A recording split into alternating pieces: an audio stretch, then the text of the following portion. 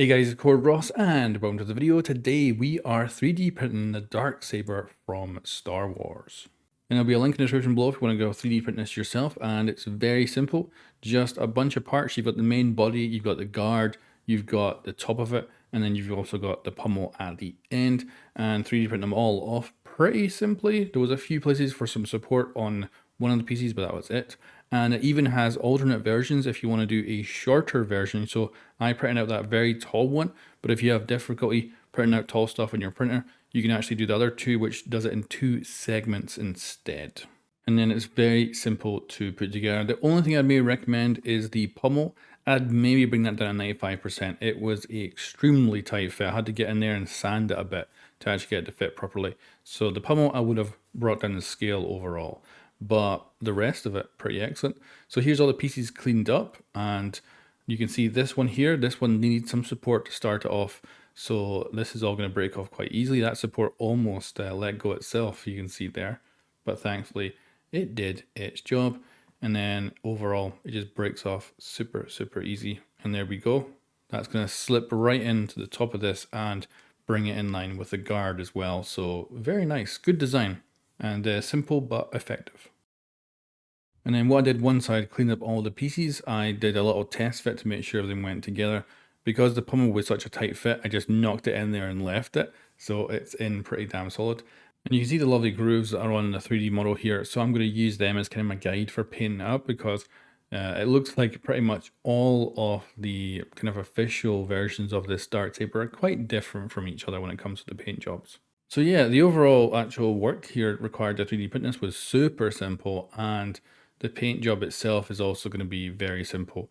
And I'm not the best at painting, but definitely going to try and just make it pop a little bit with some nice silver just to highlight a few areas, but that'll be it.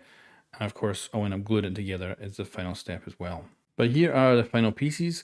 I really like their top here. I think I got the paint job on that actually really good, but the other bit, not so great. And definitely could have been a lot neater overall. And because of how 3D printing lines kind of get created, it is very hard to clean out any mispaints or stuff like that if you kind of mess up. But yeah, we're going to just assemble this. So I think this is a really nice 3D model to actually make, and very impressed with it. Very simple to use. And I'm just going to add some glue to the top so that when we just slide the piece in, it'll spread that glue all the way down. And I think it's going to hold it. It pretty much a pressure fit anyway, so it's going to hold it pretty damn well without any real issue. But we will glue it in there. And it's just a matter of how you go about putting it in, because you got to put this into the guard first, and then you go and just slide this into the kind of handle, and then you're done. And of course, apply a lot of pressure, and I end up clamping it as well, just to make sure it's set perfectly closed.